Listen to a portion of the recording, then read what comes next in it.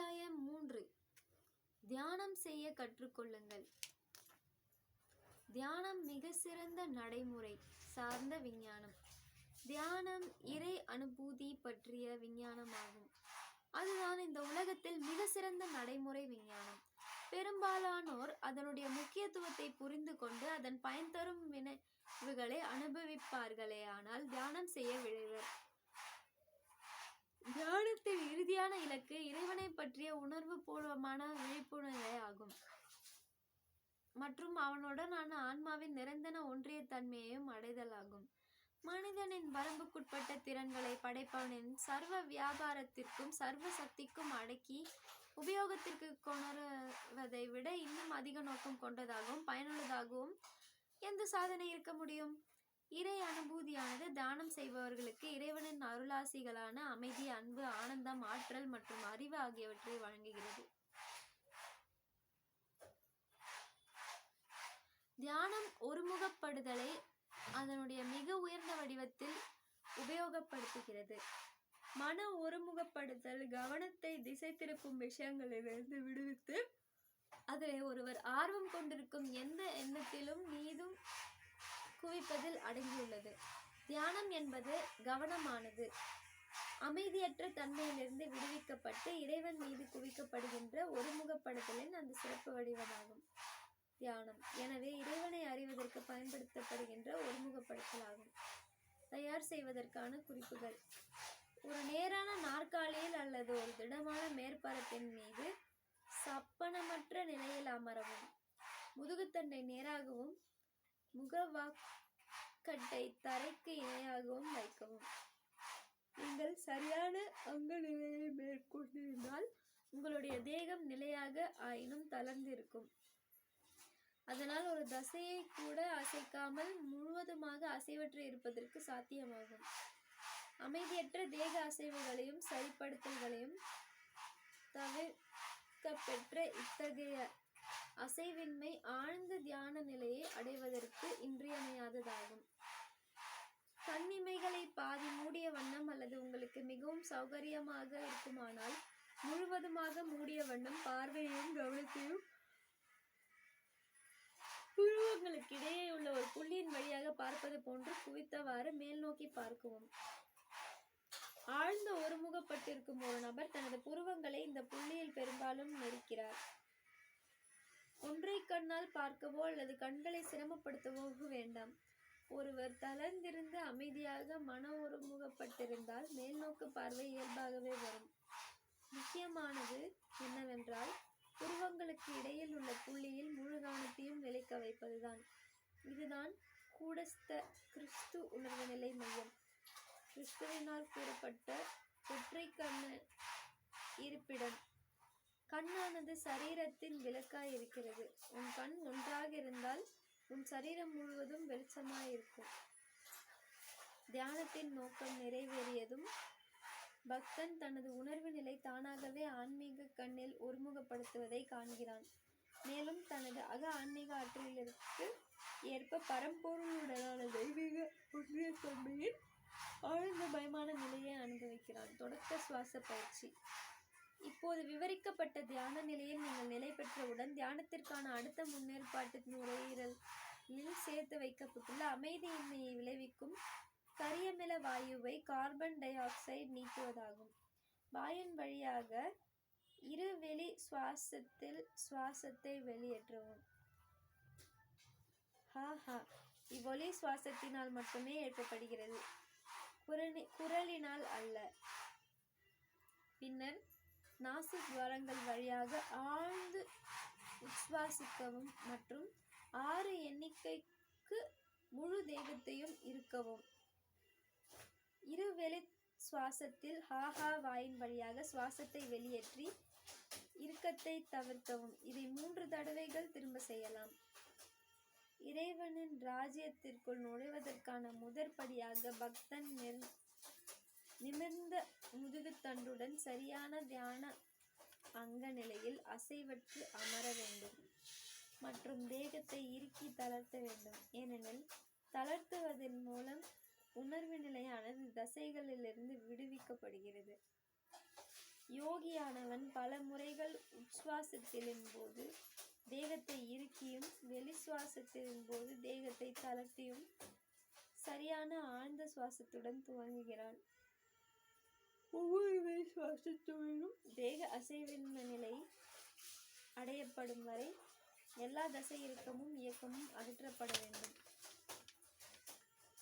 பிறகு ஒருமுகப்படும் உத்திகளின் மூலமாக மனத்திலிருந்து அமைதியற்ற அசைவு அகற்றப்படுகிறது.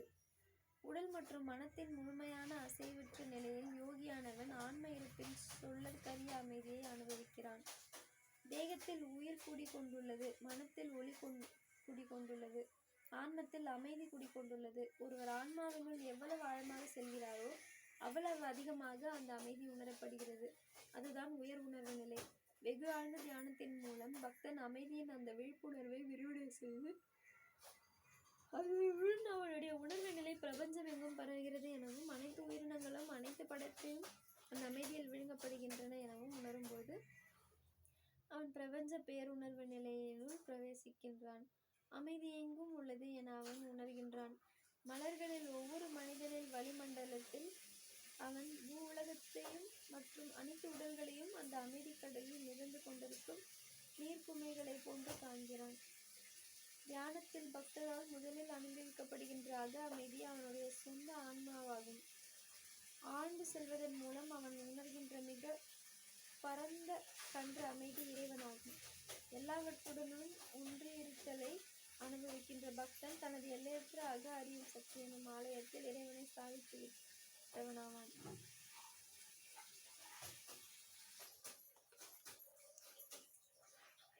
ஆன்மாவின் அமைதி மற்றும் ஆனந்தத்தின் மீது ஒருமுகப்படுங்கள். அமைதியாக இருங்கள். காணல், கேட்டல், முகர்தல், சுவைத்தல் மற்றும் தொடுதல் ஆகிய புலனுணர்வுகள் அடங்கிய உலகத்திற்கு விடை கொடுங்கள். மேலும் நமது ஆன்மா தன்னையே வெளிப்படுத்துகின்றன. அகத்தினுள் செல்லுங்கள். தேகத்தின் அனைத்து புலனுணர்வுகளையும் நீக்குங்கள். அனைத்து அமைதியற்ற எண்ணங்களையும் நீக்குங்கள். அமைதி மற்றும் ஆனந்தத்தை பற்றிய சிந்தனை மீது ஒருமுகப்படுங்கள். சுவர்க்க ராஜ்யத்திற்கான நுழைவாயில் இரு புருவங்களுக்கிடையேயான புள்ளியில் உள்ள அறிவெல்லையை கடந்த உணர்வு நிலையின் சூட்சும மையத்தில் உள்ளது. நீங்கள் அந்த ஒருமுகப்படும் இருக்கை மீது உங்களுடைய கவனத்தை குவித்தால் அகத்திலிருந்து பேராற்றல் மிக்க ஆன்மீக சக்தியையும் உதவியையும் காண்பீர்கள். உங்களுடைய உணர்வு நிலை இறை உணர்வு நிலையின் விரிவடைந்து கொண்டிருக்கிறது என உணருங்கள். உடலுக்கு தடைகள் இல்லை, பற்றுதல்கள் இல்லை எனவும், ஆனால் நீங்கள் ஆன்மீக கண்ணின் மூலமாக பிரவேசிக்க முடிகின்ற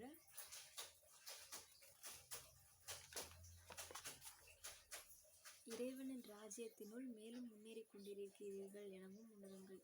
என்னுடன் பிரார்த்தனை செய்யுங்கள். தெய்வ தந்தையே, நான் உனது சர்வ வியாப ராஜ்யத்தினுள் நுழைய முடிவதற்கான எனது ஆன்மீக கண்ணை திறக்கவும், என்னை இந்த துன்பமான அழியும் உலகில் விட்டு விடாதீர். என்னை இருளிலிருந்து ஒளிக்கும், மரணத்திலிருந்து அமர்த்துவதற்கும், அறியாமையிலிருந்து முடிவற்ற ஞானத்திற்கும், துன்பத்திலிருந்து நிரந்தர இன்பத்திற்கும் இட்டுச்செல். மிக ஆழ்ந்த தியான யோக விஞ்ஞானம். ராஜயோகம், அதாவது இறை இலக்கியத்திற்கான ராஜமார்க்கம், தனக்குள்ளேயே இருக்கின்ற இறைவனின் ராஜ்யத்தை பற்றி மெய்யாக உணர்த்தறியும் விஞ்ஞானமாகும்.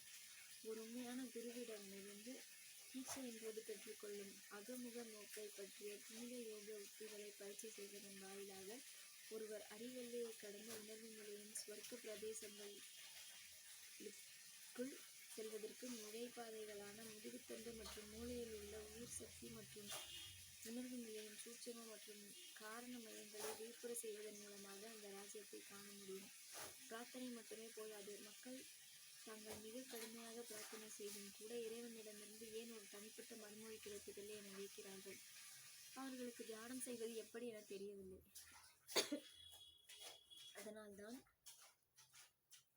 யோகம் அவசியமாகிறது. நீங்கள் யோகதா சங்க யோக உத்திகளை பயிற்சி செய்வீர்களானால் நீங்கள் அங்கு சென்றடைவீர்கள். நீங்கள் வெறுமனே நம்பினால் நீங்கள் ரட்சிக்கப்படுவீர்கள் என யோகம் கூறவில்லை. அது எந்த விஞ்ஞான விதிமுறைகளில் மற்றும் உத்திகளின் மூலம் நீங்கள் உங்களுடைய சொந்த உணர்வு நிலையில் இறைவனை உணர இயலுமோ அவற்றை உங்களுக்கு போதிக்கிறது. நீங்கள் இறைவனுடன் நிஜமாக தொடர்பு கொள்ளும் போதுதான் அவன் வெளிப்படையாக மறுமொழி அளிப்பான். அதற்கு முன்னால் அல்ல, அவனால் முடியாது. உங்களுடைய உணர்வு நிலை உங்களது அறியாமையின் கதவுக்கு பின் மூடி விடப்படும் பொழுது இறைவன் உள்ளே நுழைய முடியாது. நீங்கள் அந்த கதவை திறக்கும் பொழுது இறைவன் தன்னையே வெளிப்படுத்துவான். மேலும் அந்த உணர்தல்களில் அனைத்து விஷயங்களும் சாத்தியமாகும். இருப்பினும் நீங்கள் முயற்சி எடுக்க வேண்டும். நீங்கள் தியானத்திற்காக அமர்ந்து உங்கள் மனம் பல்வேறுபட்ட விஷயங்கள் மீது அலைந்தால் நீங்கள் இறைவனை காண மாட்டீர்கள். மாறாக நீங்கள் யுக்திகளை தவறாமல் பயிற்சி செய்தால் அவனை காண்பீர்கள். வழிகாட்டப்பட்ட ஒரு தியான பயிற்சி. நாம் தியானம் செய்வோம். நீங்கள் இறைவனின் படைப்பாற்றலுள்ள ஜீவனை தாக்கி பேணும் சக்தியுடன் செறிவூட்டப்பட்டிருக்கிறீர்கள் என உணரவும்.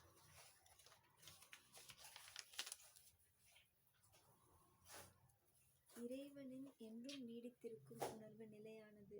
கடந்த கால தோல்விகளில் பயம், நோய், முதுமை ஆகிய அழியும் மனித உணர்வு நிலையை அழித்துவிட்டு உங்கள் உடலில் வெளிப்பட்டு கொண்டிருக்கிறது என உணரவும். இந்த எண்ணத்தை ஆழ்ந்த கவனத்துடன் திரும்ப கூறுவோம்.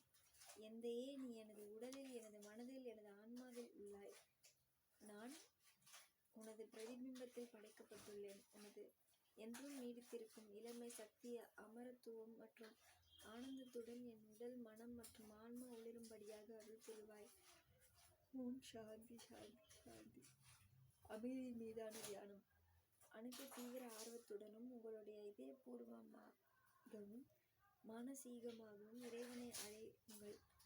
மௌன ஆலயத்தில் அவனை உணர்வு பூர்வமாக தொழுத வேண்டுங்கள். மேலும் மிக ஆழ்ந்த தியானத்தில் ஆனந்த பரவசம் மற்றும் பேரின்ப ஆலயத்தில் அவனை காணுங்கள்.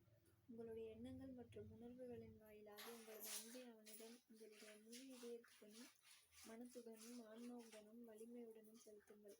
உங்களுடைய ஆன்மாவின் உள்ளுணர்வின் வாயிலாக உங்களது அமைதியின்மை என்னும் மேகங்களின் வழியே பெரும் அமைதி மற்றும் ஆனந்தமாக இறைவனின் வெளிப்பாடு திடீரென தோன்றுவதை உணருங்கள். அமைதியும் ஆனந்தமும் மனிதனின் தீவிர ஆசைகளின் பேரிரைச்சலில் உங்களுடைய அறியாமையின் கீழ் நீண்ட காலமாக உறங்கிவிட்ட, புறக்கணிக்கப்பட்டுவிட்ட, மறக்கப்பட்டுவிட்ட இறைவனின் குரல்களாகும். இறைவனின் ராஜ்யம் மூடிய கண்களின் இருளுக்கு சற்றே பின்னால் உள்ளது. மேலும் அதனுள் செல்வதற்கு திறக்கின்ற முதல் நுழைவாயில் உங்களுடைய அமைதியாகும். சுவாசத்தை வெளியிட்டு தளர்ந்து இருக்கவும், மேலும் இந்த அமைதி உள்ளும் புறமும் எங்கும் பரவுவதை உணரவும். அந்த மனதியினுள் உங்களை ஆழ்த்தவும். ஆழ்ந்து மூச்சை உள்ளிடுங்கள், மூச்சை வெளிவிடுங்கள். இப்போது உங்களது சுவாசத்தை மறந்துவிடவும். என்னை தொடர்ந்து கூறவும். எந்தையே, உலகம் மற்றும் சுவரங்களின் சப்தங்கள் நிசப்தமாகிவிட்டன. நான் மௌன ஆலயத்தில் உள்ளேன். உமது நிரந்தர அமைதி ராஜ்யம் என் பார்வையின் முன் அடுக்கடுக்காக பரவியுள்ளது. இருளுக்கு பின் நெடுங்காலமாக மறைக்கப்பட்டிருந்த இந்த எல்லையற்ற ராஜ்யம் எனக்குள் வெளிப்பட்டு நிலைத்திருக்கட்டும். அமைதி என் உடலை நிரப்புகிறது. அமைதி என் இதயத்தை நிரப்பி என் அன்பினுள் விளைகின்றது.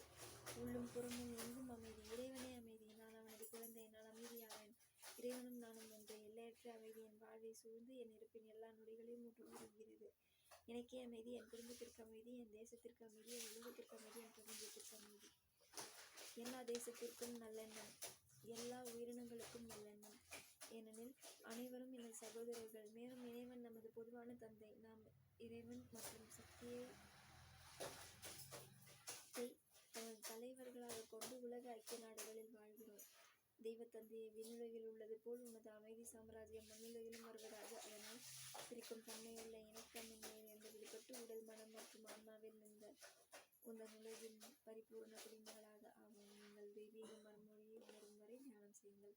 நீங்கள் இறைவனிடத்திலும் அவனது தலை சிறந்த மகான்கள் இடத்திலும் ஆழ்ந்து பிரார்த்தனை செய்ய இந்த வண்ணம் குடும்பங்களுக்கிடையே உள்ள கூடஸ்த உணர்வு நிலை நேரத்தில் மனம் ஒருமுகப்படுத்துவதை தொடர வேண்டும். உங்களது இதய மொழியில் அவர்களுடைய இருப்பையும் அவர்களுடைய அருளாசிகளையும் வேண்டி பிரார்த்தனை செய்யுங்கள். ஒரு உறுதிமொழியை அல்லது ஒரு பிரார்த்தனையை பெற்றுக்கொண்டு அதனை உங்களுடைய சொந்த பக்தி பூர்வமான தீவிர நாட்டத்துடன் ஆன்மீகமயமாக்குவது ஒரு நல்ல பயிற்சியாகும். இறைவனுடைய மறுமொழியை சாந்தமாக, ஆழ்ந்த அமைதி மற்றும் ஆனந்தமாக நீங்கள் உணரும் வரை குடும்பங்களுக்கிடையே உள்ள மையத்தில் கவனத்தை செலுத்திய வண்ணம் மௌனமாக ஜபித்து இறைவனிடம் பிரார்த்தனை செய்யுங்கள். முறைவராத பயிற்சியினால் உங்களது தியானம் ஆழ்ந்ததாக ஆகும்பொழுது நீங்கள் ஒரு சிறிய ஒளியை பார்க்கவோ அல்லது சூட்சும ஒளிகளை செவிமடுக்கவோ அல்லது ஒரு மனக்காட்சியில் காணவோ நேரலாம். முதலில் நீங்கள் அது ஒரு மனப்பிரமை மட்டுமே என்று தள்ளிவிட நேரலாம். ஆனால் நீங்கள் விதிமுறையை பயன்படுத்தியவாறு தீவிர ஏக்கத்துடனும் பக்தியுடனும் தொடர்ந்து வண்ணம் இருந்தால் உங்கள் வாழ்க்கையில் புதிரான வழிகளில் அற்புதமான விஷயங்கள் நிகழத் துணிவதை காண்பீர்கள். இறைவன் உங்களுக்கு மறுமொழி கூறுகின்றவன். நீங்கள் அவனுடன் இசைத்திருந்தால் அவன் உங்களை தாங்கி பேணி எல்லாவற்றிலும் உங்களுடைய நண்பர்களை அல்லது தொழில் கூட்டாளிகளை தேர்ந்தெடுப்பதிலோ அல்லது தினசரி முடிவுகளிலோ உங்களுக்கு வழிகாட்டுவான்.